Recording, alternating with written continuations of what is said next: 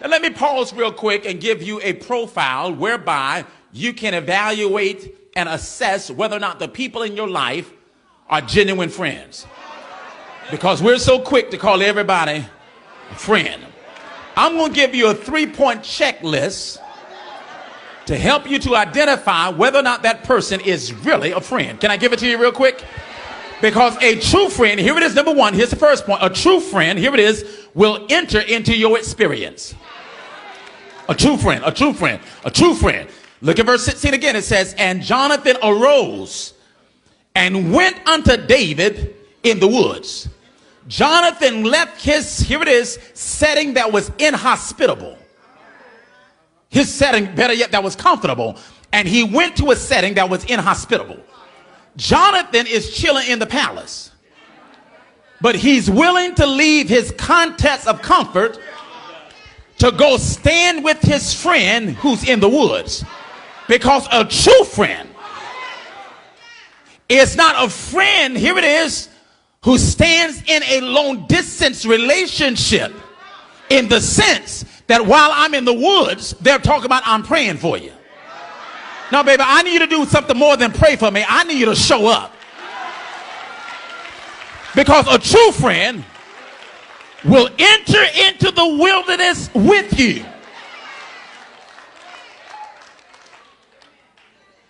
I used to have a deacon at the church at Elizabeth, and he meant well.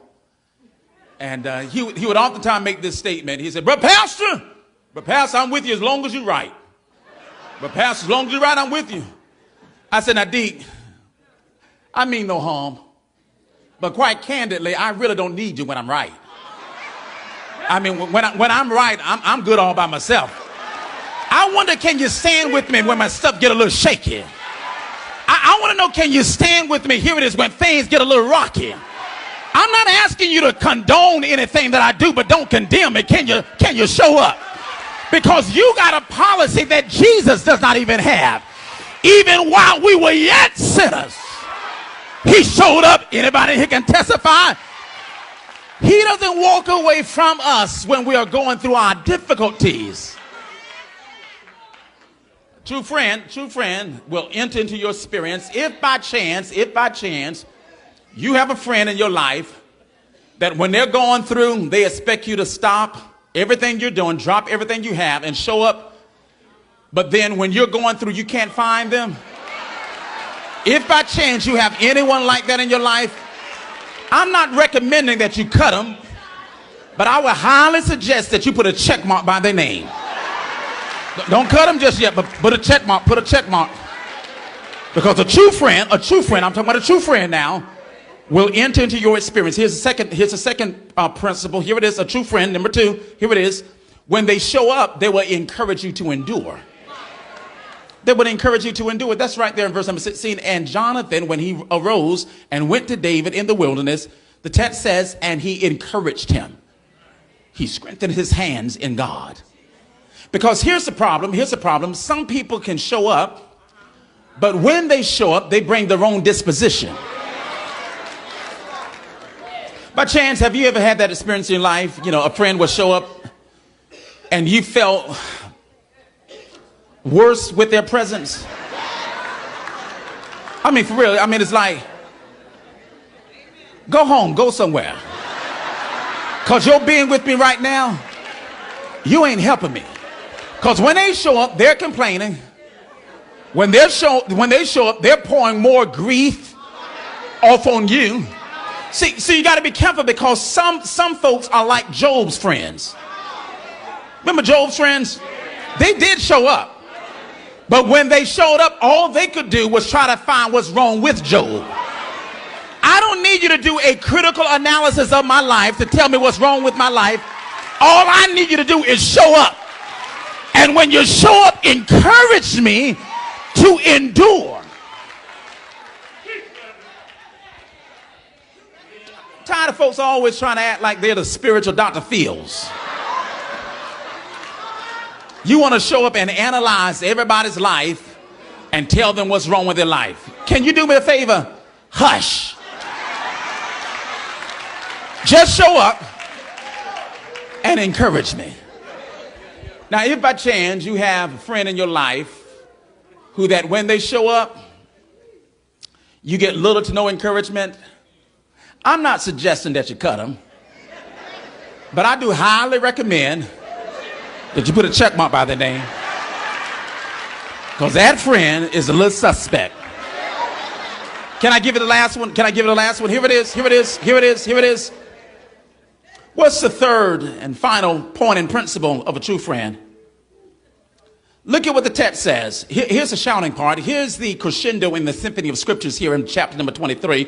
It's right there, verse number 17. It says, and he said unto him, that's Jonathan speaking, fear not, for the hand of my crazy daddy shall not find thee. Here's the shouting part. Look at verse 17. And thou shalt be king over Israel. And Jonathan says, I love it. And I shall be next unto thee. He says, as a matter of fact, even my daddy, he knows it. Did you get it? Did you get it? Oh, you missed it. You missed it. Here it is, because you didn't get happy. Jonathan shows up to David and says, I know you're in the wilderness, but you're not going to stay here always. Pull yourself together, David. Fear not. Maintain your spiritual swagger, David. Fear not. Because you shall be, hallelujah, the next king of Israel. And Jonathan says, and I'm not tripping. All I want to do is be next to you. Because a true friend, here it is, I'm about to get you right here. A true friend will not only enter into your experience, a true friend will not only encourage you to endure, but there it is, number 3, a true friend is not envious of your elevation. They ain't envious. They're not envious of your elevation. See, really, Jonathan has every right to be tripping, because based upon kingdom protocol and based upon how a kingdom is supposed to operate, by the principle of natural succession, Jonathan was supposed to be the next king. Saul is Jonathan's daddy. But Jonathan says, I know that God has already bypassed me and has already anointed you to be the next king. And Jonathan said, I ain't even tripping about it. A matter of fact, as long as I can get a chair right next to you, and see, Lord, deliver me from folks who cannot handle my elevation. Because you will find out who your real friends are when God starts taking you to a whole nother level. Some folks in your life can't handle where God is taking you.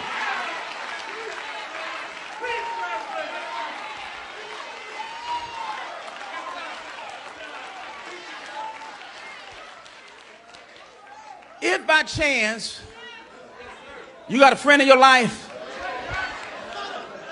who every time when you get a promotion, when you get a new car, when you get a new handbag, they start tripping, I highly recommend cut them, just cut them, just let them, cut them, just let them go.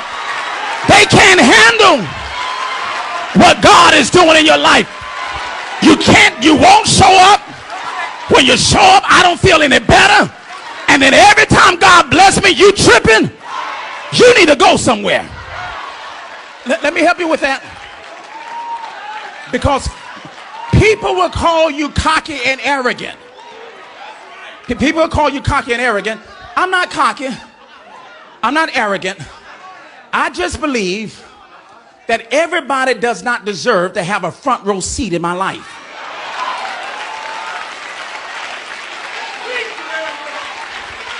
So sometimes you have to have an usher's ministry. You got to learn how to kindly escort them to the back row seat of your life, and you tell them, now you just watch me from afar, because you can't handle being this up close to me.